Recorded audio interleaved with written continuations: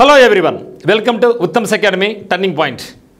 మరి మనం రాయబోయే AP high court exams అయినా లేదా ఏపీపీఎస్సీ అయినా గ్రూప్ 1 మొదలుకొని గ్రూప్ 2 కావచ్చు, గ్రూప్ 3 కావచ్చు, గ్రూప్ 4 కావచ్చు, అదే మాదిరిగా కానిస్టేబుల్స్ ఎస్ఐ ఉద్యోగాలు కావచ్చు, సచివాలయ ఉద్యోగాలను కావచ్చు, పోటీ పరీక్ష ఏదైనా సరే కంపల్సరీగా మనకు ఈ యొక్క నూతన జిల్లాల సమాచారం ఎక్కువగా అడుగుతున్నారు.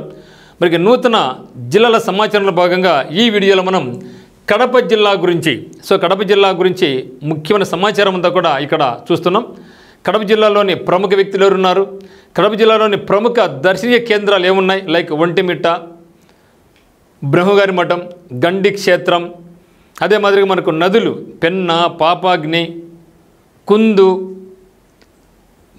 తర్వాత మనకు ఈ యొక్క ప్రాజెక్టులు గండికోట అయితేనేమి, బ్రహ్మంసాగర్ అయితేనేమి, ఓకే, ఈవెన్ మైలవరం, వీటితో పాటుగా ప్రముఖ వ్యక్తులు, మరి ఏ సిటీ ఏ నది పక్కన ప్రవహిస్తూ ఉంది, ఇవన్నీ కూడా కంప్లీట్గా ఇక్కడ మనం చూడబోతున్నాం. మరి వైఎస్ఆర్ కడప జిల్లా. వైఎస్ఆర్ కడప జిల్లాకు దాదాపుగా 250 ఏళ్ళ పైగా చరిత్ర ఉందన్నమాట. వైఎస్ఆర్ కడప జిల్లాకు మరి ఇటువంటి ఘన చరిత్ర ఉన్నటువంటి కడప గడప నుంచి కడపగా మారిందని చరిత్రకారులు చెప్తారు. ఎందుకంటే కడప అనేది గడప అంటే మనకు తిరుమల శ్రీ వెంకటేశ్వర స్వామి గారికి ఇది అంటే అక్కడ పోవడానికి ఇది ఒక గడప లాంటిది అనమాట.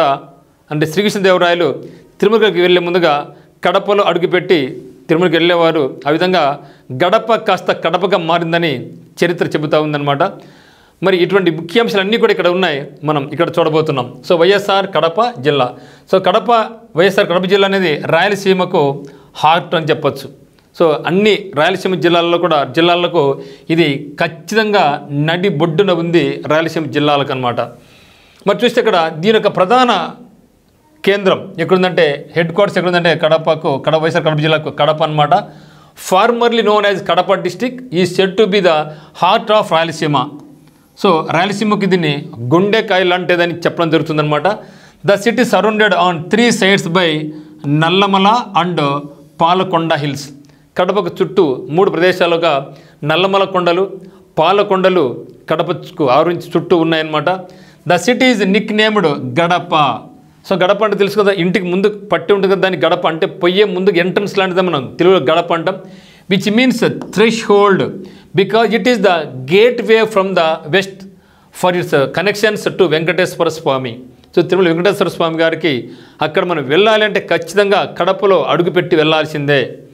ఆ విధంగా ఈ యొక్క గడప అనేది కాస్త కడపగా మారిందని చరిత్రకారులు చెప్తారనమాట.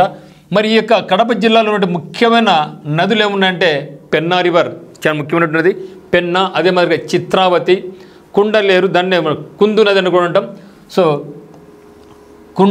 కుందు నది చాలా ఉధృతంగా ప్రవహించిన నది అనమాట. ఇది కర్నూలు జిల్లా నుంచి నంద్యాల నుంచి కడప జిల్లాలో ప్రవహించి పెన్నా నదిలో కలుస్తుంది. అంటే పెన్నాకి దీని ఉపనది అని చెప్పడం జరుగుతుంది. అదేవిధంగా పాపాగ్ని రివర్ కూడా పెన్నా ఉపనదే. సగిలేరు, పాపాగ్ని, సగిలేరు, బహుదా లేదా చెయ్యూరు. చెయ్యేరు. దీన్ని బహుదానే ఇంకొక పేరు ఉంటుంది, బహుదాకు ఇంకొక పేరు చెయ్యేరు అనమాట. ఇవన్నీ కూడా కడప జిల్లాలో ప్రముఖంగా ప్రవహించే నదులు అనమాట. మరి అదే మాదిరిగా ఇక రిజర్వాయర్స్ ఏమున్నాయంటే కడప జిల్లాలో ముఖ్యమైన reservoirs Brahmamsagar reservoir, Mylavaram dam reservoir, అదే మాదిరిగా గండికోట రిజర్వాయర్. ఈ 3 ప్రధానంగా మనకు ఉంటాయన్నమాట ఇక్కడ. మరి ఇక బ్రహ్మంసాగర్కు కృష్ణానది ముఖ్యమైన నీటి వనరు అనమాట. అదే మాదిరిగా తెలుగు గంగా ప్రాజెక్టు కూడా.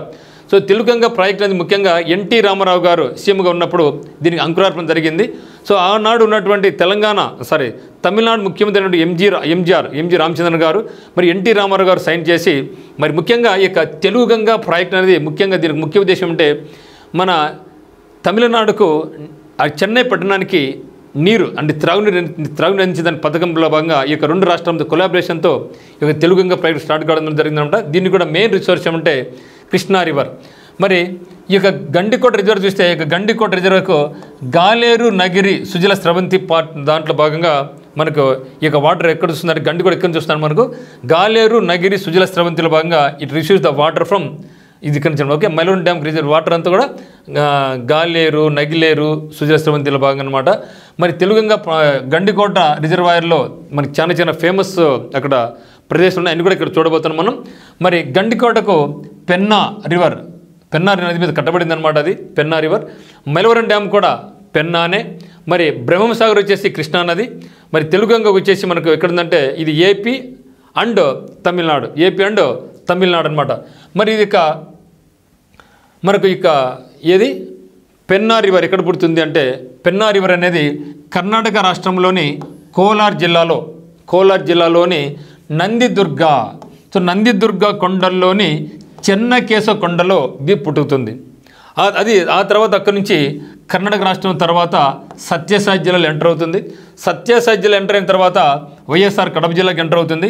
వైఎస్ఆర్ కడప జిల్లా నుంచి పొట్టి శ్రీరాములు నెల్లూరు జిల్లాకి ఎంటర్ అయిన తర్వాత మరి నెల్లూరుకి దగ్గరలో ఉన్నటువంటి ఊటుకూరు అనే దగ్గర, సో ఊటుకూరు అనే విలేజ్ దగ్గర, సో ఊటుకూరు విలేజ్ దగ్గర ఇదేమవుతుందంటే అక్కడ బంగాళాఖాతంలో వెళ్ళిపోతుంది అనమాట నీరు. ఓకే, అంటే ఈ మనకు పెన్నా రివర్ అనేది కర్ణాటకలో పుట్టి కర్ణాటకలో నుంచి తర్వాత మనకు పుట్టపర్తి సత్యసాయి ఉంది కదా, సత్యసాయి జిల్లాలో ప్రవేశించి అక్కడి వైఎస్ఆర్ కడప జిల్లాలో ప్రవేశించి వైఎస్ఆర్ కడప జిల్లా నుంచి నెల్లూరు, సో నెల్లూరు దగ్గర ఉన్నటువంటి ఊటుకూరు ఇది బిక్టు అడిగారు మిత్రులు మనకు. సో పెన్నా రివర్ అనేది బంగాళాఖాతంలో ఎంటర్ అవుతుంది కదా, అది ఎక్కడ అని అడగడం జరిగింది. సో ఊటుకూరు మనకి ఇది నెల్లూరు జిల్లా దగ్గర ఊటుకూరులో నుంచి బంగాళాఖాతంలోకి అది కలిసిపోద్ది అనమాట. ఇది పెన్నా రివర్. మరి పెన్నా రివర్ యొక్క ఉపనదులు ఏమున్నాయి, ట్రిబ్యూటరీస్ ఏమున్నాయంటే ముఖ్యంగా జయమంగలి, కుందేరు, సగిలేరు ఈ మూడు చేసి లెఫ్ట్ బ్యాంక్స్ అనమాట, ఎడమ నుంచి కలుసుకుంటాయి. అంటే పెన్నా రివర్కు ఎడమ సైడ్ నుంచి మనకు వచ్చే మూడు నదులు ఏమంటే జయమంగళ, కుందేరు, సగిలేరు ఇది లెఫ్ట్ సైడ్ నుంచి. మరి రైట్ సైడ్ నుంచి కూడా మనం మూడు నదులు వస్తాయి. ఒకటేమంటే చిత్రావతి మరియు పాపాగ్ని మరియు చెయ్యేరు ఈ మూడు వచ్చేసి మనకు రైట్ బ్యాంక్ నుంచి వచ్చి పెన్నాలలో కలిసిపోతుంది. అంటే మొత్తం ఇక్కడ మనకు పెన్నాకు 6 ఉపనదులు ఇక్కడ ఉంటాయన్నమాట. మరి ఇంపార్టెన్స్ ఆఫ్ కడప జిల్లా యొక్క ప్రత్యేకత ఏమంటే ఇది 1908-2005 నామన్క్లేచర్ ఆఫ్ కడప. సో గతంలో బ్రిటిషర్స్ దీనికి CUDDAPS అని పెట్టే పేరు పిలిచారనమాట కడప అనేసి, అంటే కుడ్డప్ప అని పలికేలాగా. మరి 1908-2005లో వైఎస్ రాజశేఖర గారు ముఖ్యమంత్రి అయినప్పుడు ఈ కడప కాస్త హ్యాస్ బీన్ చేంజ్డ్ యాజ్ కడపగా మార్పు జరిగింది by government of Andhra Pradesh. It was renamed as YSR district in the year 2010 to honour of late YS Rajasekhar Reddy, former chief minister of United Andhra Pradesh. So మనకు సమైక్య ఆంధ్రప్రదేశ్లో ముఖ్యమంత్రి ఉన్నటువంటి వైఎస్ రాజశేఖర మరణానంతరం 2010 సంవత్సరంలో ఈ యొక్క కడప జిల్లాకు వైఎస్ఆర్ కడపగా మార్చడం జరిగింది. మరి CUDA కడపను KADA కడపగా మార్చింది ఎవరంటే డాక్టర్ వైఎస్ రాజశేఖర రెడ్డి గారు. మరి దీనికి ముఖ్యంగా సరిహద్దు జిల్లాలు ఏమున్నాయంటే వైఎస్ఆర్ కడపకు నంద్యాల జిల్లా ఉంది, తర్వాత ప్రకాశం జిల్లా ఉంది, తర్వాత అన్నమయ్య జిల్లా ఉంది. ఇక్కడ వస్తే SPSR నెల్లూరు జిల్లా, సత్యసాయి జిల్లా, అనంతపురం జిల్లా. సో మొత్తం మనకు నంద్యాల, ప్రకాశం, అన్నమయ్య, నెల్లూరు, సత్యసాయి, అనంతపురం ఈ జిల్లాల చుట్టూ యొక్క జిల్లాలతో మనకు ఇది సరిహద్దును ఏర్పరచుకోబడింది అనమాట. మరి దీనికి ఏ రాష్ట్రంతోనూ సరిహద్దు లేదు. ఓకేనా. మరి the ceded districts were the name of 4 districts in the Deccan region of India that were ceded to the British East India Company in 1800. అంటే ఇక ముఖ్యంగా ఇక రాయలసీమ జిల్లాను ఏమంటుంది సీడెడ్ జిల్లా అంటే దత్తత జిల్లాలు అంటారన్నమాట, దత్త జిల్లాలు అంటారన్నమాట. ఎందుకు వచ్చింది కూడా చెప్పడం జరుగుతుంది. మరి ఎవరనేది this is called ceded districts, దత్తత జిల్లాలు అంటాం దీన్ని. Were the name of 4 districts. ఆ 4 districts ఏదో చూద్దాం ఇక్కడ. The Deccan region of India. So నవాబులు పరిపాలించిన హైదరాబాద్ నవాబులు, సో వాళ్ళు దీన్ని దత్తగా బ్రిటిషర్స్ చేయడం జరిగిందనమాట. వారు ceded the British East India కంపెనీకి ఎప్పుడు 1800లో. మరి ఫస్ట్ కడపగా ఉన్నింది, ఆ తర్వాత KADA కడపగా మారింది, తర్వాత వైఎస్ఆర్ డిస్ట్రిక్ట్ మారిపోయింది. 2000 ఇప్పుడు 2025 నుంచి ఇది వైఎస్ఆర్ కడప డిస్ట్రిక్ట్గా మార్పు చెందిందనమాట. మరి చూస్తే అక్కడ సీడెడ్ డిస్ట్రిక్ట్స్ అని చెప్పారు. అసలు వాళ్ళు సీడెడ్ డిస్ట్రిక్ట్స్, దత్తత జిల్లాలు అంటే ఏమున్నాయని వాళ్ళంటే అంటే ఇవి హైదరాబాద్ నవాబులు బ్రిటిషర్స్కి ఈస్ట్ ఇండియా కంపెనీలకి భాగంగా వాళ్ళు వాటిని అంటే మీరు ఎలుగుపోండ్రా అని చెప్పడం జరిగింది. ఏంటంటే కడప జిల్లా, కర్నూలు జిల్లా, బళ్ళారి జిల్లా అండ్ అనంతపూర్ జిల్లా.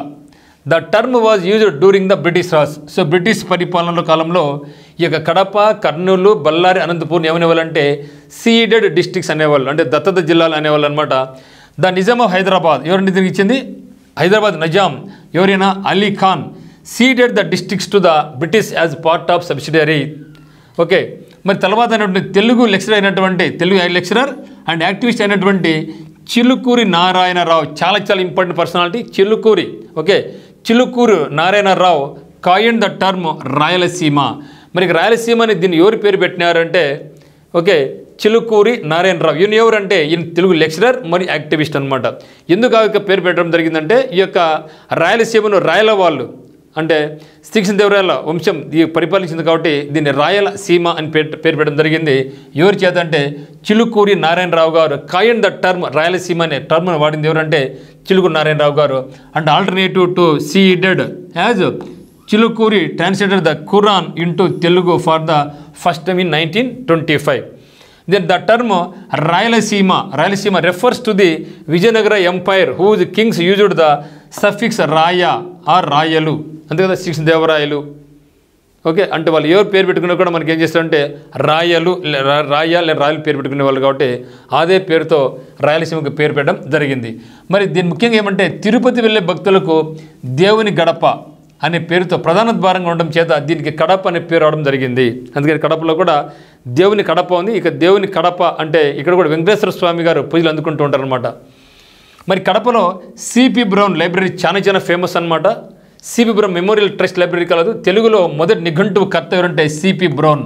అందుకని ఇక్కడ సిపి బ్రౌన్ గారు కడప జిల్లా కలెక్టర్గా ఉన్న సందర్భంలో ఈయన అనేకమైనటువంటి పాత గ్రంథాలన్నీ కూడా సేకరించి ఎక్కడైతే ఉన్నాయి అన్నీ కూడా సేకరించి వాటి భద్రంగా దాచిపెట్టాడు. అంటే సిపి బ్రౌన్ గారు తెలుగుకి అత్యంత ప్రాధాన్యత ఇచ్చి మనకి తెలుగు గ్రంథాలను తాళపత్ర గ్రంథాలను భద్రపరిచి ఈయన దాచాడు.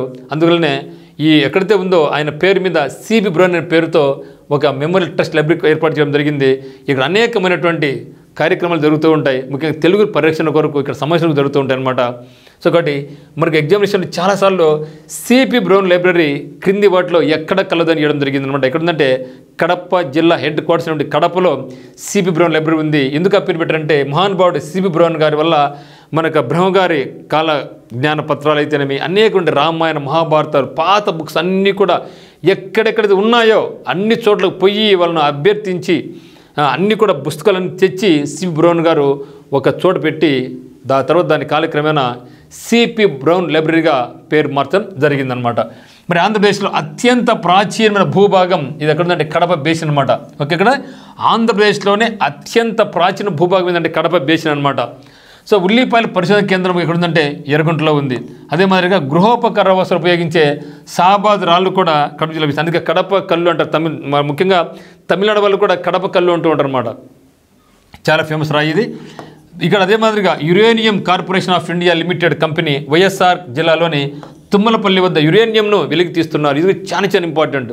సో ప్రపంచ పటములోనే ఈ యొక్క తుమ్మలపల్లికి స్థానం కల్పించబడింది. ఎందుకంటే ఇక్కడ యురేనియం నిల్వలు ఉన్నాయన్నమాట. సో యురేనియం నిల్వలు ఇక్కడ మనం వెలికి తీసి దాన్ని శుద్ధి చేసి మనం న్యూక్లియర్ రియాక్టర్ వాడుతున్నాం. అందువల్ల ప్రపంచ not only Andhra Pradesh not only India ప్రపంచ పటంలోనే ఈ యొక్క యురేనియం ఇక్కడ లభిస్తూ ఉంది. కాబట్టి ప్రపంచంలోని తుమ్మలపల్లెకు ఒక ప్రత్యేకమైన స్థానం ఉంది. ఇక తుమ్మలపల్లిలో uranium corporation of India limited పేరుతో ఈ కంపెనీ అనేది ఇక్కడ యురేనియంను వెలికి తీస్తుందన్నమాట. ఎక్కడుంది అది?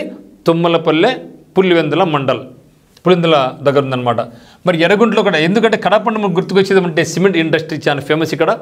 సో సిమెంట్ ఇండస్ట్రీ ఏముందంటే ఇక్కడ మనకు Coromandel cement corporation of India, Texmaco cement ఉంది, జువారి సిమెంట్ ఉంది, భారతీయ సిమెంట్ ఉంది, కోరమండల్ సిమెంట్స్ లిమిటెడ్ చిలమకూర కూడా ఉంది. అదే మాదిరిగా పెన్నార్ పేపర్ మిల్స్ కూడా మనకు ఉంది ఇక్కడ. కాబట్టి ప్రస్తుతానికి మూతపడిపోయింది. పెన్నార్ పేపర్ మిల్స్ ఒకటి చాలా ఫేమస్. అదే మాదిరిగా Indian institute of information technology IIIT కూడా కడపలో ఉంది. ఎక్కడుందంటే ఇడుపులపాయ వద్ద ఏర్పాటు చేశారు. ఇప్పుడు ఇడుపుల ప్రాంతాన్ని రాజీవ్ గాంధీ నాలెడ్జ్ వ్యాలీగా దీనికి పేరు మార్చడం జరిగిందనమాట. సో అదేవిధంగా కడపలో యోగి వేమన విశ్వవిద్యాలయం కూడా డాక్టర్ వైఎస్ రాజశేఖర రెడ్డి గారు ఏర్పాటు చేయడం జరిగింది. సో యోగి వేమన విశ్వవిద్యాలయం అనేది కడపలో చాలా ప్రసిద్ధమైనటువంటిది. మరి చూస్తే ఇక్కడ మన వైఎస్ఆర్ కడప జిల్లాలో ఆస్బెస్టాస్ నిల్వలు చాలా ఎక్కువ మోతాదులో లభిస్తాయి. ఇక్కడ ఆస్బెస్టాస్ మరి పులివెందులలో అదే మాదిరిగా అంతర్జాతీయ స్థాయి సేంద్రియ సాగు పరిశోధన కేంద్రమైనటువంటి Indo German global centre of agro ecology research learning IGGCA ARL ఏర్పాటైంది. జాతీయ అంతర్జాతీయ స్థాయిలో ప్రకృతి సాగుపై పరిశోధనలకు ఏర్పడుతున్న తొలి పరిశోధన కేంద్రం ఎక్కడుందని మనకు తిరుపతిలో ఉంది. ఇది ఇండియా మరి జర్మన్ సహకారంతో ఇది ఏర్పాటు కాబడిందనమాట. మరి పెన్నా నది బేసిన్ ప్రాంతంలో వజ్రాలు లభిస్తూ ఉండే ఇక్కడ లభ్యత ఉన్నట్లు జియోలాజికల్ సర్వే ఆఫ్ ఇండియా గుర్తించింది. వైఎస్ఆర్ జిల్లా ఉప్పరపల్లి ప్రాంతంలో 37.6 చదరపు కిలోమీటర్ల పరిధిలో వజ్ర లభ్యతకు అవకాశం ఉన్నట్లుగా GIS అన్వేషణలు తేలిందన్నమాట. అంటే కడపకు కూతుబెట్టు దూరంలో మనకు ఉప్పరపల్లి ఉందన్నమాట. మరి దాని దగ్గర మనకు టెంపుల్ కూడా ఉంది. మరి ఇక్కడ పెన్నా రివర్ ప్రవహిస్తూ ఉంటుంది. ఓకేనా. సో వైఎస్ఆర్ జిల్లా కొప్పర్తిలో వైఎస్ఆర్ ఎలక్ట్రానిక్ మ్యానుఫ్యాక్చరింగ్ క్లస్టర్ కూడా ఇక్కడ ఏర్పాటు కాబడింది. ఇక్కడ అనేకమైన నూతన పరిశ్రమలు ఏర్పాటు కాబడుతున్నాయి. ఇది పూర్తి స్థాయిలోకి వస్తే ఈ యొక్క చుట్టుపక్కల ప్రదేశాలందరూ కూడా అనేక వేల మందికి ఉపాధి లభిస్తుంది. దీనివల్ల అంటే వైఎస్ఆర్ జిల్లా కొప్పర్తిలో సో ఎలక్ట్రానిక్ మ్యానుఫ్యాక్చరింగ్ యూనిట్ కూడా ఇక్కడ నెలకొల్పబడిందనమాట. తర్వాత చూస్తే ఇక్కడ పర్యాటక కేంద్రం ఏమంటే ఒంటిమిట్ట. సో ఒంటిమిట్ట అనేది చాలా ఫేమస్ మనకి ఇక్కడ. సో ఒంటిమిట్ట మరి ఇక ఒంటిమిట్ట అనేది ఆంధ్రప్రదేశ్ రాష్ట్రానికి అఫీషియల్ ఫెస్టివల్ అనమాట. కడప జిల్లాలోని ఒంటిమిట్ట గ్రామంలో శ్రీ కోదండ రామస్వామి ఆలయం చాలా ప్రసిద్ధి. ఇక్కడ ఎవరున్నారంటే కోదండ రామస్వామి. దీన్ని మనం ఏకశిలా నగరం అని కూడా అంటాం. ఏకశిలా నగరం అని కూడా అంటాం. కానీ ప్రతి చోట కూడా ఎక్కడైతే మనకు రామ టెంపుల్ ఉంటుందో అక్కడ ఖచ్చితంగా ఆంజనేయులు ఉంటారు. కానీ ఇక్కడ ఆంజనేయ స్వామి ఉండడు అనమాట. ఒకే శిల మీద ఇక విగ్రహాలు ప్రదర్శించారన్నమాట. అందులో దీన్ని ఏకశిలా నగరం అని కూడా మనం అనడం జరుగుతుంది. ఈ క్షేత్రం ఏకశిలా నగరంగా ప్రసిద్ధి చెందింది. ఒకే శిలలో శ్రీరాముడు, సీత మరియు లక్ష్మణుడిని ఇక్కడ చూడవచ్చు. ఈ విగ్రహాన్ని జాంబవంతుడు ప్రతిష్ఠించాడు అని చెప్తారు. ఈ యొక్క ఆలయంలో హనుమంతుడు లేడు. హనుమంతుడు లేని రామాలయం దేశంలో ఇది ఒకటే. సో ఈ దేశంలో ఎక్కడైతే కూడా ప్రతి రామాలయంలో కూడా మనకు ఎవరుంటారు? శ్రీరామ్తో పాటుగా మనకు ఆంజనేయ స్వామి గారు ఉంటారు, ఆంజనేయుడు ఉంటారు. కానీ ఈ టెంపుల్లో మాత్రం ఆంజనేయుడు లేరన్నమాట. శ్రీ మదాంధ్ర భాగవతం రచించిన బొమ్మెర పోతన కూడా ఈ ప్రాంతం చెందినవాడని చరిత్ర చెబుతూ ఉంది. ఓకే. మరి నవ్యాంధ్రప్రదేశ్ ఏర్పడిన తర్వాత రాష్ట్ర ప్రభుత్వం శ్రీరామనవమి ఉత్సవాలను అధికారికంగా ఒంటిమిట్టలో నిర్వహిస్తూ ఉందన్నమాట. అంటే సో అఫీషియల్ ఫెస్టివల్గా మనం జరుగుతున్నాం. ఇంతకుముందు మనకు భద్రాద్రిలో జరిగేది. సో అది మన రాష్ట్రం డివైడ్ అయిన తర్వాత ఆ యొక్క భద్రాద్రి మనకేమైందంటే తెలంగాణకి వెళ్ళిపోవడంతో ఇప్పుడు మనకు ఒంటిమిట్టను మనం అఫీషియల్ లాంగ్వేజ్గా పెట్టుకోవడం జరిగిందనమాట. తర్వాత చూస్తే ఒంటిమిట్ట సో కోదండ రామస్వామి టెంపుల్ అనమాట. చూస్తే built by Chola Kings and Vijayanagara Kings అనమాట అరౌండ్ 16th century. సో 16వ శతాబ్దంలో ఈ యొక్క ఒంటిమిట్టలోని కోదండ రామస్వామి టెంపుల్ను చోళ రాజులు, విజయనగర రాజులు సో దీన్ని నిర్మించినట్లు చరిత్ర చెబుతూ ఉంది. The images of Rama, Lakshmana and Sita are carved in single piece of rock. అందుకే that is called Ekasila Nagaram. So Vontimitta also called Ekasila Nagaram, city of one stone. Okay, because the idols of Rama, Sita and Lakshmana are carved out a single stone with a common pedestal. ఓకేనా. So అదే మాదిరిగా Bammera Pothana who lived in Vontimitta wrote his magnum opus. Okay, wrote in Magnum opus. Magnum చాలా అద్భుతమైన great work అనమాట. Magnum opus Mahabharatam in Telugu languages and dedicated to Rama. So French travel చాలా important bit అది. So French travel అయినటువంటి Jean Baptiste Tavernier described the temple as one of the grandest pagodas in the whole of India అని మనకు French traveller gene Baptist చెప్పడం జరిగిందనమాట. మరి మనకు official festival of Andhra Pradesh మనకి ఏమంటే ఏది మనకు ఒంటిమిట్ట. ఇప్పుడు భద్రాచలం. సో ఇంతకుముందు మనకి ఏమంటే భద్రాచలం ఉండేది. సో భద్రాచలం తర్వాత మనకు ఇది తెలంగాణకి వెళ్ళిపోయింది కాబట్టి భద్రాచలం రామలో అక్కడ వెళ్ళిపోయింది కాబట్టి తర్వాత మనకు ఒంటిమిట్ట అఫీషియల్ ఫెస్టివల్గా మనకు మార్పు చెందిందనమాట. మరి ఆ పేరు ఎలా వచ్చిందంటే రకరకాల కారణం ఉన్నాయి దీనికి. ఒంటిమిట్టగా పేరు రావడానికి కారణం ఒంటిమిట్ట. సో కాబట్టి పేర్లుగా the name of village Vontimitta is said to be derived from the names of 2 persons Ontudu and Mittudu. These two helped a king name Kampana a camped with his army at this place by showing the water of Rama Theertham to quench the king and his fellow mens thirst. అంటే ఇక రాజు ఇక్కడ బస చేసినప్పుడు అక్కడ water లేదనమాట. అప్పుడు ఇక్కడ ఒంటుడు మిట్టు ఏం చేశారంటే ఇక్కడ రామతీర్థం దగ్గర వాళ్ళకి క్వెంచిన దాహం తీర్చడానికై వాళ్ళు ఇక్కడ వాటర్ను చూపించారనమాట. అందువల్ల ఇది ఏర్పడిందని చెప్పడం జరుగుతుంది. సో ఇంకొక వెర్షన్ ఏం చెప్తారంటే another version that the village is called Ekasila Nagaram. The village is situated on a risen ground by the side of a small hill. So Vontimitta చిన్న ఒక కొండ మీద ఉంటుందన్నమాట. The village might have got its name from the hill which the Telugu is Ontimittu. So Ontimittu అంటే తెలుగులో మిట్ అంటే ఎత్తైన ప్రదేశం అంటారు, ఒంటరిగా ఏకం. ఓకే, అది కూడా పేరు చెప్పడం జరుగుతుంది అనమాట. సో ఒంటి మీన్స్ ట్రాన్స్లేట్ టు సింగిల్, ఒంటరి వాడు అంటే సింగిల్ అని, మిట్ట అంటే హిల్ ఎత్తైన ప్రదేశం అని మీనింగ్లో ఇది ఒంటి మిట్ట అయిందని కూడా ఇంకొక చరిత్రని చెబుతుందన్నమాట. మరి చూస్తే according to legend Rama, Lakshmana and Sita spend some time here in the forest during the period of their exhale. అంటే వాళ్ళు రాజ్యం వదిలిపెట్టినప్పుడు వనవాసం వెళ్ళినప్పుడు ఇక్కడ వచ్చారని రాముడు, లక్ష్మణుడు, సీత ఇక్కడ కొంత సమయం కేటాయించారనేసి కూడా ఇంకో చరిత్ర చెప్తా ఉందన్నమాట. Once to quench thirst of Sita Rama shot an arrow deep into the earth. So Sita దాహం వేసింది కాబట్టి రాముడు వేసిన విల్లును భూమిలోకి వేయడం జరిగింది. Upon which sweet water gushed out. అప్పుడు ఎప్పుడైతే బాణం సంధించాడు భూమిలోకి నీళ్లు మంచి స్పీడ్ ఉండే వాటర్ పైకి వచ్చిందని చెప్పడం జరుగుతుందన్నమాట. Later with this perennial water spring 2 small tanks named Ramatheertham and లక్ష్మణ తీర్థం వర్ ఫార్మ్డ్ అని చరిత్ర చెప్తుందన్నమాట. నెక్స్ట్ చూస్తే అఫీషియల్ ఫెస్టివల్ ద సీతారామ కళ్యాణం at Vontimitta temple was declared the states official festival after the Bhadrachalam. So Bhadrachalam temple went to Telangana post bifurcation. Okay, మన Andhra Pradesh Telangana divide అయిన తర్వాత భద్రాచలం అనేది తెలంగాణకి వెళ్ళిపోవడంతో మరి అదే లెవెల్ మనకు ఉండనేసి ఒంటిమిట్టను మనము అఫీషియల్ ఫెస్టివల్గా మనం జరుపుకోవడం జరిగిందనమాట. నెక్స్ట్ చూస్తే అమీన్ పీర్ దర్గా. ఓకే, సో అమీన్ పీర్ దర్గా. ఓకే, మరి అమీన్ పీర్ దర్గా. సో అమీన్ పీర్ దర్గా అనేది కడపలో చాలా ఫేమస్. అదే మాదిరిగా మన రాష్ట్రంలోనే కాకుండా పక్క రాష్ట్రాల నుంచి కూడా చాలా ప్రముఖ వ్యక్తులు అమీన్ పీర్ దర్గాను విజిట్ చేస్తూ ఉంటారు. ఇక్కడ అన్ని రకాల మతాల వాళ్ళు కూడా ఇక్కడ ప్రార్థనకు వెళ్తూ ఉంటారు అనమాట. సో దీన్ని కడప దర్గా లేదా అమీన్ పీర్ దర్గా అని కూడా అంటారు. ఇది దక్షిణ భారతదేశంలో అత్యంత ప్రసిద్ధిగాంచిన దర్గా కావడం వల్ల దీన్ని దక్షిణ భారతదేశపు అజ్మీర్ అంటారు అనమాట. సో మనకు ఉత్తర ఇండియాలో మనకు అజ్మీర్ ఎట్లయితే ఫేమసో ఈ యొక్క దర్గాను మనం దక్షిణ ఇండియాలో దీన్ని ఈ పేరు పిలవడం జరుగుతుంది. దక్షిణ భారతదేశం అజ్మీర్ అంటారు. మరి అమీన్ పీర్ దర్గాలో పెద్ద చిన్న కలిపి మొత్తం 18 దుర్గాలు ఉన్నాయన్నమాట, దర్గాలు ఉన్నాయి. ప్రతి నెల గంధం ఉరుసు ఇక్కడ జరుగుతోంది. ఉరుసును ప్రతి సంవత్సరం ఉర్దూ మాసం అనేటువంటి మదార్లో నిర్వహిస్తారు. మదార్ మాసంలో దీన్ని నిర్వహిస్తారు అనమాట. తర్వాత పుష్పగిరి చాలా important temple Pushpagiri. So Pushpagiri అనేది పెన్నార్ నది ఒడ్డున ఉంది. ఇక్కడ ఆది శంకరాచార్యులు, సో ఆది శంకరులు పూజించినటువంటి చంద్రమౌళీశ్వర లింగం ఉంది. ఈ క్షేత్రం కొండ మీద ఉంది, క్రింద పుష్పగిరి గ్రామం ఉంది. కాబట్టి ఆ గ్రామానికి ఈ యొక్క టెంపుల్ పుష్పగిరి పేరు రావడం. పుష్పగిరి గ్రామానికి క్షేత్రం మధ్య పెన్ అనేది ప్రవహిస్తుంది. అంటే కొండ మీదేమో పుష్పగిరి క్షేత్రం ఉంటుంది, కొండ కింద కొద్ది దూరంలో ఏముంటుంది మనకు పుష్పగిరి అనే ఊరు ఉంటుంది. ఆ రెండు దాంట్లో విడగొడుతూ మనకి పెన్నా రివర్ ప్రవహిస్తూ ఉంటుందన్నమాట. మరి చూస్తే ఇక్కడ ఇది శైవులకు వైష్ణవులకు కూడా పుష్పగిరి ప్రముఖ పుణ్యక్షేత్రం. వైష్ణవులు దీన్ని మధ్య అహోబిలం అంటారు, శైవులు దీన్ని మధ్య కైలాసం అంటారు. అహోబిలం. సో అహోబిలం ఏ జిల్లాలో ఉంది? నంద్యాల జిల్లాలో ఉంది అహోబిలం. సో దీన్ని మధ్య అహోబిలం అంటారు అనమాట. ఈ గ్రామాన్ని గుర్తించిన ప్రస్తావన తెలుగులో తొలి యాత్ర చరిత్ర చెప్పబడే కాశీ యాత్ర చరిత్రలో దీని గురించి ప్రస్తావన ఉందన్నమాట.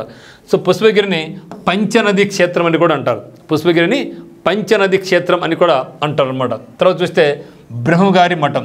సో బ్రహ్మగారు అంటే ప్రతి ఒక్కరికి తెలిసిపోయే పేరు ఉంటే కాలజ్ఞాన గురువు. సో అంతే ఎప్పుడో జరగబోయేది ముందుగానే చెప్పినట్టు గొప్ప మహానుభావుడు.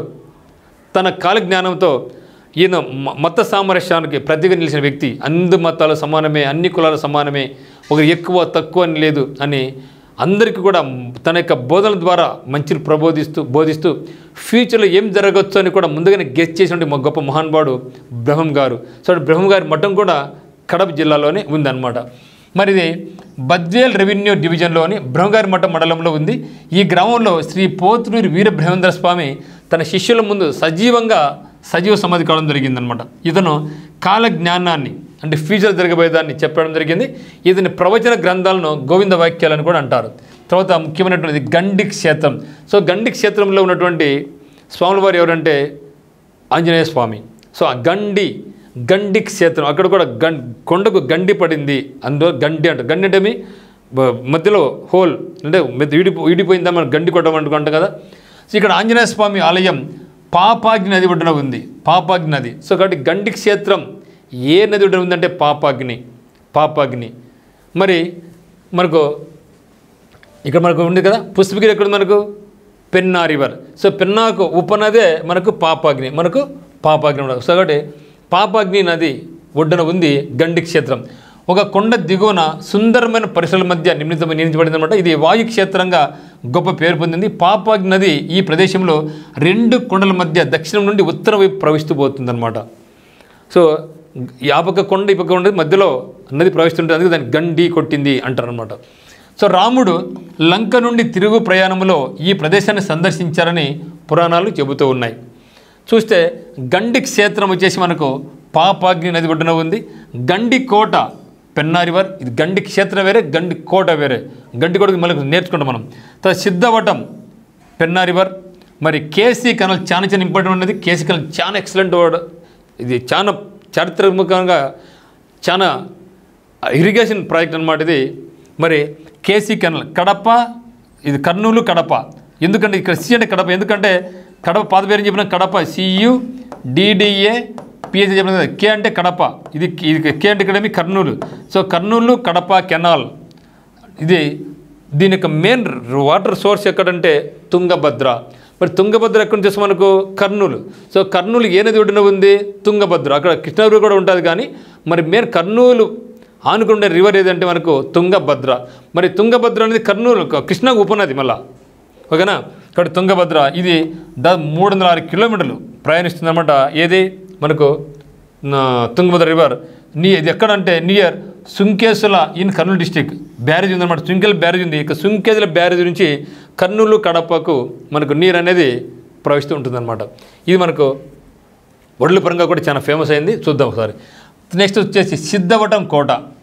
సిద్ధవటం కోట కూడా పెన్నార్ నది ఒడ్డున ఉంది. సిద్ధవటం పెన్నార్ నది ఒడ్డున ఉందన్నమాట. ఇది శత్రు దుర్భేద్యమైనటువంటి 700 ఏళ్ల నాటి సిద్ధవటం కోట ఇది. అంటే ఇది కోట కట్టి దాదాపుగా 700 ఏళ్ళ పైచులు కావడం జరిగింది. ఇదే సిద్ధవటం కూడా. ఇది శత్రు దుర్భేద్యమైన కోటగా దీన్ని చెప్పడం జరుగుతుంది. క్రీస్తు శకం 1303లో నిర్మించబడిన ఈ కోట పెన్నా నది ఒడ్డున 30 ఎకరాల విస్తీర్ణంలో ఉంది. 2 చివర్లలో గంభీరమైన గేట్వేలు అలంకరించబడిన స్తంభాలు మరియు పై భాగంలో గజలక్ష్మి యొక్క క్లిష్టమైన చెక్కడాలు ఉంటాయి. ఈ ప్రాంతాన్ని రక్షించే 17 చదరపు బురుజులు ఇప్పటికీ ఆకట్టుకునే దృశ్యం. దీన్ని శ్రీశైలం లేదా దక్షిణ కాశీ గేట్వే అని కూడా చెప్పడం జరుగుతుంది. తర్వాత గండి కోట చాలా ఫేమస్. గండి కోట గురించి చెప్పాలంటే అక్కడ మీరు విజిట్ చేస్తే కానీ మన అద్భుతమైనటువంటిది. మీకు ఎప్పుడైనా సార్ టైం దొరికితే మాత్రం ఖచ్చితంగా గండి కోటను మాత్రం ఖచ్చితంగా సందర్శించాల్సిందే. అద్భుతమైనటువంటి ప్రదేశం అనమాట అది. మరి పెన్నా నది ఒడ్డున గండి కోట ఉంది. సో గండి కోట కూడా పెన్నా నది ఒడ్డునే ఉంది, పెన్నార్. దీన్నే గార్జ్ ఫోర్ట్ అని కూడా అంటారు. గార్జ్ ఫోర్ట్ అని కూడా అంటారు. ఇది కొండపై గండి కోట గార్జ్ నిర్మించిన రాతి కోట. 20 అడుగుల ఎత్తు, 101 బురుజులు, ఒక్కొక్కటి 40 అడుగుల కంటే ఎక్కువ ఎత్తులో ఉన్న భారీ ప్రవేశ ద్వారం ద్వారా రక్షించబడింది అన్నమాట ఇది. మరి చూస్తే క్రీస్తు శకం 13వ శతాబ్దం చివరి భాగంలో నిర్మించబడింది ఇది. గండికోట ఫ్రెంచ్ యాత్రికుడైనటువంటి టావెర్నియర్ ఆయన అక్కడ విజిట్ చేశాడు. ఎవరు? ఫ్రెంచ్ యాత్రికుడైనటువంటి టావెర్నియర్ విజిట్ చేసి ఆయన ఎంతగానో ఆకట్టుకుంది. ఎన్నో దీని భారీ స్మారక కట్టడాల్లో ఇది హంపి విజయనగర పోలి ఉంటుందని చెప్పడం జరుగుతుంది. అంటే హంపి అంటే మీ విజయనగర రాజుల యొక్క రాజధాని కదా, ఆ మాదిరి ఇది కూడా పోలి ఉంటుంది అనేసి ఇక టావెర్నియర్, ఓకే, ఫ్రెంచ్ యాత్రికుడైనటువంటి టావెర్నియర్ దీన్ని వర్ణించడం జరిగింది. చూస్తే ఇక్కడ 15-16 శతాబ్దాల కాలం నిర్మించిన రంగనాథ మాధవస్వామి ఆలయాలు శిల్పాలు అలంకరించబడి విజయనగర కాలం నాటి నిర్మాణ శైలిలో ఉన్నాయి. ఇక్కడ జుమా మసీదు, ఒక పెద్ద ధాన్యాగారం కూడా ఇక్కడ ఉంది. అంటే అక్కడ రాజులు సైనికులకు సరిపడ ధాన్యం అక్కడ ఉండమని అక్కడ ఒక పెద్ద ధాన్యాగారం కూడా అక్కడ ఉందన్నమాట. మనం కూడా అక్కడ విజిట్ చూడొచ్చు దాన్ని. ఇక్కడ చార్మినార్ను పోలినటువంటి ఒక కట్టడం కూడా ఉందన్నమాట. మరి పెన్నా నది క్రమక్షయం వల్ల గండికోటకు పశ్చిమోత్తర భాగాలలో లోతైన గార్జ్ ఏర్పడింది. నీళ్లు పారి పారి పారి పారి ఆ కొండల్లో అక్కడ మధ్య లోయ ఏర్పడింది. లోయ పారి లోయ ఏర్పడింది, దానికి గార్జ్ ఏర్పడింది అనమాట. దీన్నే భారతదేశపు గ్రాండ్ క్యాన్యన్ అని కూడా అంటారు. అంటే గండికోట గార్జ్ అంటారు. లేకుంటే చూడండి ఇక్కడ భారతదేశంలో ఇటువంటి క్యాన్యన్ ఎక్కడ కూడా లభించదు, ఉండదు. ఏకైక క్యాన్యన్ ఏదంటే గండికోట. అందుకని దీని అంటాం గ్రాండ్ క్యాన్యన్ ఆఫ్ ఇండియా అంటారు. Grand canyon of India. నీళ్ళు అక్కడ వంపు ప్రవేశం అంటే ఒక కొండను చీల్చుకొని కొండనికి గండి పెట్టేసి నీళ్ళు ప్రవహిస్తూ ఉంటాయి అన్నమాట. సో ఇక్కడ దీన్ని గ్రాండ్ క్యానియన్ ఆఫ్ ఇండియా అని కూడా అంటారు, గండికోట గార్జ్ అని కూడా అంటారు అనమాట. So grand Canyon of India అంటారు. చూడండి ఇక్కడ, సో గ్రాండ్ క్యాన్, ఓకే, ఇది చూడండి, ఇది కొండ కదా, ఇది కూడా కొండనే కదా. ఈ రెండు కొండల మధ్యలో ఏం చేసి ఈ నీళ్ళు పారి పారి పారి పారి చీల్చుకొని వచ్చిందనమాట. అంటే ఒక పెద్ద గార్జి ఏర్పడింది అనమాట. ఓకే, ఒక పెద్ద గండి ఏర్పడింది అనమాట. So the river Pennar cuts through the Erramala hills, Erramala కొండలు, forming a gorge that tourist call the Grand Canyon of the India. The architecture by nature at this beautiful gorge has an uncanny resemblance to the original Grand Canyon Arizona. మరి ఇది ఎక్కడ మనకు ప్రపంచంలో అరిజోనాలో ఉంది, అరిజోనాలో అందుకు grand canyon in అరిజోనాలో ఉంది. ఆ తర్వాత ఇండియాలో ఎక్కడ ఉందంటే ఆ అరిజోనా మాది ఇక్కడ ఉంది కాబట్టి దీన్ని గ్రాండ్ క్యానియన్ ఇన్ ఇండియా అంటాం.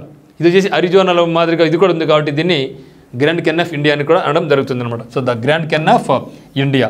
సో దీన్ని నేషనల్ జియోగ్రఫికల్ ఛానల్ కూడా దీన్ని గుర్తించబడింది అనమాట. సో చూస్తే ఇక్కడ మనకు ఇంకోటి ఇంపార్టెంట్ ఏమంటే మనకు వరల్డ్ ఇరిగేషన్ స్ట్రక్చర్స్ ఉంటాయి కదా మిత్రమా. అంటే ప్రపంచంలోనే ప్రాచీనంగా ఉండి 100 ఏళ్ళ చరిత్ర పైన ఉండి ఇప్పటికీ కూడా వాడుకలో ఉండి ఇరిగేషన్ పరంగా పనికొస్తూ ఉంటే అటువంటి వాటిని మనకు వరల్డ్ హెరిటేజ్ ఇరిగేషన్ డిపార్ట్మెంట్ గుర్తిస్తుంది అనమాట. ఆ విధంగా దాంట్లో కూడా కేసీ కెనాల్ గుర్తించబడింది. కేసీ కెనాల్ ఇది 18th సెంచురీలో నిర్మితమైంది అనమాట. So world heritage irrigation tag దీనికి లభించింది అనమాట. Okay, world heritage irrigation tag ఎందుకు లభించిందంటే ఇక వరల్డ్ హెరిటేజ్ ట్యాగ్ ఎవరిస్తారంటే దాదాపుగా 100 సంవత్సరాల పైచులకు వయసు ఉండి ఆ యొక్క ప్రాజెక్టుకు ఇప్పటికీ కూడా ఇంకా వాడుకలో ఉండి ఇరిగేషన్ పరంగా అది ఉపయోగపడుతూ ఉంటే అటువంటి వాటికి వరల్డ్ హెరిటేజ్ ఇరిగేషన్ ట్యాగ్ అనేది ఇస్తూ ఉంటారు అనమాట. అందులో మనకు కేసీ కెనాల్ కూడా ఉంది. కేసీ కెనాల్ అనేది కర్నూలు కడప కలిపేది ఒక ఇరిగేషన్ ప్రాజెక్ట్ అనమాట. 18th సెంచురీలో కట్టారు. తర్వాత పోర్మామిల్లా ట్యాంక్, పోర్మామిల్లా చెరువు. సో పోర్మామిల్లా చెరువు కూడా ఇది కూడా కడప జిల్లాలో ఉంది. ఇది 13th సెంచురీలో కట్టారు. అతి పెద్ద చెరువు అనమాట ఇది. వీళ్ళు దాన్ని కూడా విజిట్ చేసుకోవచ్చు. ఈ రెండు కడప జిల్లాలో ఉంటున్నవి. ఓకే, నెక్స్ట్ చూస్తే కంబం ట్యాంక్ కూడా ఉంది, కంబం చెరువు కూడా ఉంది. ఇది వచ్చేసి ప్రకాశం జిల్లాలో ఉంది. ఇది 15th సెంచురీ. ఇక అంటే ఒకే సంవత్సరంలో ఈ మూడింటికి కూడా మనకు ఇవ్వడం జరిగిందనమాట. ఏది వరల్డ్ హెరిటేజ్ ఇరిగేషన్ ట్యాక్స్ ఇవ్వడం జరిగిందనమాట. తర్వాత ఇక్కడ ప్రముఖమైన వ్యక్తులు ఎవరున్నారంటే సో ప్రముఖమైన వ్యక్తులు వైఎస్ఆర్ జిల్లా ఎవరున్నారంటే ముఖ్యంగా పేరు మీద ఉన్నటువంటి వ్యక్తి వైఎస్ రాజశేఖర రెడ్డి. సో అంటే కడప జిల్లాను వైఎస్ఆర్ కడప జిల్లా మార్చారు కాబట్టి ఆ పేరు ఎందుకు వచ్చిందంటే ఈయన కడప జిల్లా నుంచి ఆయన ముఖ్యమంత్రి అనమాట. అది కాకుండా కడపకు చాలా మంచి కడపకినే కాదు రాష్ట్ర వ్యాప్తంగా ఆయన ఉన్నప్పుడు అనేక నుండి గవర్నమెంట్ స్కీమ్స్ సో ప్రజలకు మంచి స్కీమ్స్ పెట్టి ప్రతి ఒక్కరిలో ఈయన ఒక చెరగని ముద్ర వేసుకోవడం జరిగిందనమాట. సో ఇతను 1949 జూలై 8న పులివెందుల గ్రామంలో జన్మించారనమాట. ఈయన పూర్తి పేరు ఏడుగూరి సందింటి రాజశేఖర రెడ్డి. ఇది కూడా ఒక ఎగ్జామ్ అడగడం జరిగిందనమాట ఒకసారి.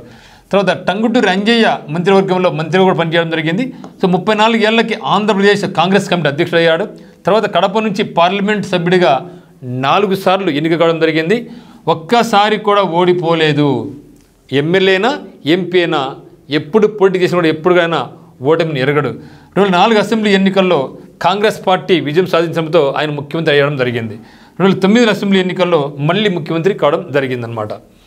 మరి ఇతను ప్రవేశపెట్టిన పథకాల్లో ముఖ్యమైన రాజీవ్ ఆరోగ్యశ్రీ 108, 104, వ్యవసాయానికి ఉచిత విద్యుత్తు, ఫీజు రీంబర్స్మెంట్, ఇంద్రమ్మ ఇళ్ళు మొదలైనవి ఈయన పెట్టిన స్కీమ్స్ అనమాట. 2009 సెప్టెంబర్ 22వ తేదీన జరిగిన హెలికాప్టర్ ప్రమాదంలో ఈయన మరణించడం జరిగింది. 2010 సంవత్సరంలో కడప జిల్లాకు వైఎస్ఆర్ జిల్లా అని పేరు పెట్టడం జరిగిందనమాట. తర్వాత చూస్తే పోతులూరి వీరబ్రహ్మేంద్ర స్వామి. సో ఈయన తత్వవేత్త, ఫిలాసఫర్ మరియు ముందు ఏం జరగబోతా ఉందో ముందుగానే ఊహించి తనకు కాలజ్ఞానాన్ని బోధించిన గొప్ప మహానుభావుడు పోతులూరి వీరబ్రహ్మేంద్ర స్వామి. కానీ ప్రసిద్ధి చెందిన తత్వవేత్త పోతులూరి వీరబ్రహ్మేంద్ర స్వామి కుతుబ్ షాహీల కాలం చెందినవాడు. మరి బ్రహ్మంగారి మఠం ఎక్కడుందంటే కడప జిల్లా కంది మలాయపల్లిలో ఉంది. బ్రహ్మంగారు కాలజ్ఞానాన్ని వివరించారు. అదే మాదిరిగా బనగానపల్లెలో పోతులూరి వీరబ్రహ్మం గారికి ఆశ్రమించిన మహిళ ఎవరంటే గరిమిరెడ్డి అచ్చమ్మ.